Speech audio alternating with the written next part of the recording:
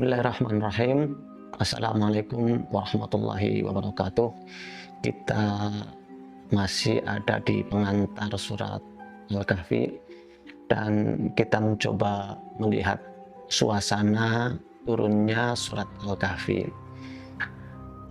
Para ulama hampir sepakat bahwa surat Al-Kahfi itu Makkiyah, diturunkan sebelum Nabi Muhammad SAW hijrah. Artinya dakwah masih ditentang, dakwah masih banyak penolakan, meskipun semakin hari pengikutnya semakin bertambah. Nah, dalam situasi seperti ini ada dua orang dari Quraisy yang diutus untuk menemui tokoh-tokoh agama Yahudi di Yathrib, menanyakan tentang hal ihwal dakwah Nabi Muhammad SAW.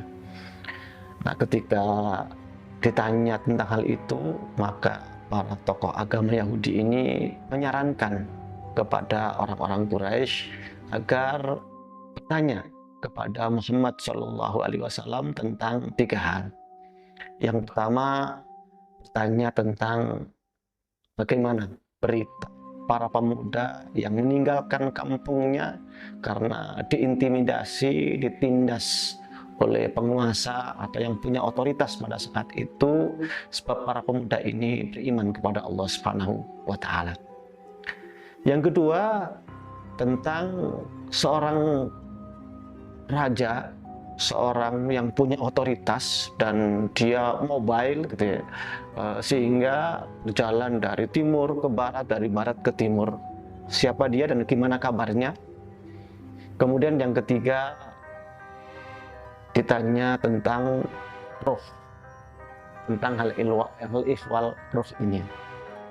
Maka ketika mendapatkan tiga senjata, katakanlah begitu, tiga peluru untuk menghalangi dakwah Nabi Muhammad SAW, untuk mendowngrade dakwah Nabi Muhammad SAW ini, mereka pun pulang, kemudian menyampaikan kepada tokoh-tokoh Quraisy. Akhirnya kemudian mereka menanyakannya kepada Rasulullah SAW. Saat ditanya tentang tiga hal tersebut, Rasul nggak langsung menjawab, tapi menjanjikan akan menjawabnya. Dan demikianlah harusnya kita semuanya, kalau memang nggak tahu jangan paksakan untuk menjawab. Kalau memang tidak punya ilmu di dalamnya, jangan paksakan untuk menjawab. Jangan takut dikatakan nggak tahu, jangan takut dikatakan nggak pintar, jangan takut dikatakan tidak hebat gitu. Akhirnya kemudian memaksakan diri menjawab dengan akal-akalan yang sesungguhnya datanya ada, teksnya ada, dan akhirnya kita mikir-mikir sendiri dan akhirnya salah. Nah, namun ketika Rasulullah berjanji, kemudian ternyata Allah Subhanahu wa Ta'ala agak terlambat menurunkan surat Al-Kahfi, sehingga hampir aja terjadi kegaduhan untuk mendowngrade dakwah Nabi Muhammad SAW. Namun pada akhirnya surat Al-Kahfi pun diturunkan untuk menjawab dua pertanyaan yang kita tanyakan tadi, dan satu pertanyaan disampaikan oleh Allah Subhanahu wa Ta'ala di dalam surat Al-Isra, yaitu tentang roh. Para pemirsa sekalian yang dimuliakan oleh Allah Subhanahu wa Ta'ala, melihat situasi dan kondisi seperti ini, maka surat Al-Kahfi itu semacam untuk menenteramkan hati Nabi Muhammad SAW dan kaum muslimin yang mendapatkan penentangan yang luar biasa.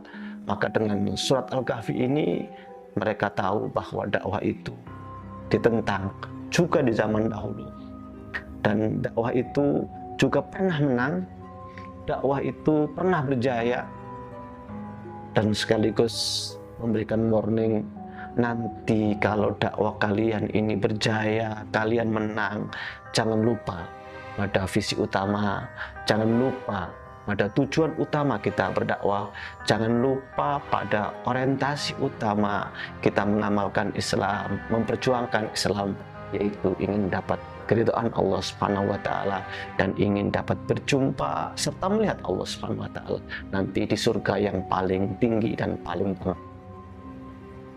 Tentu mengingat visi ini sangat penting, dan surat Al-Kahfi ini diawali dengan Alhamdulillahilladzi anzala ala abdihil kitab wa lam yaj'al lahu iwaja.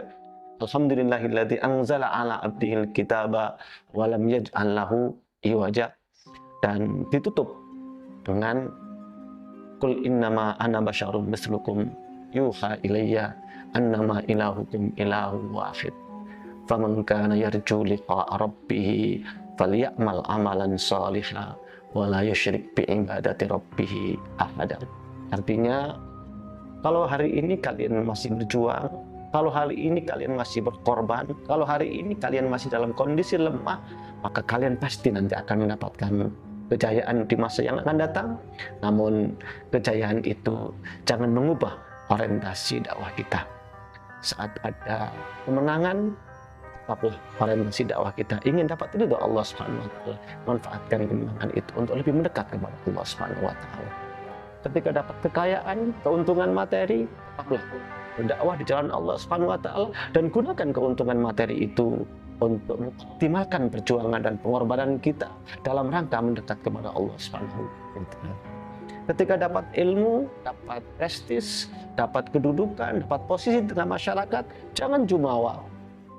Gunakan ilmu, kemampuan, keahlian itu untuk mengoptimalkan perjuangan dan pengorbanan kita di jalan Allah Subhanahu wa taala agar kita lebih dekat kepada Allah Subhanahu wa taala. Dan tatkala mendapatkan kekuasaan, maka jangan lupa tetaplah menghamba kepada Allah Subhanahu wa taala. Tetaplah mendekat kepada Allah Subhanahu wa taala. Jangan kemudian diperbudak oleh kekuasaan tersebut.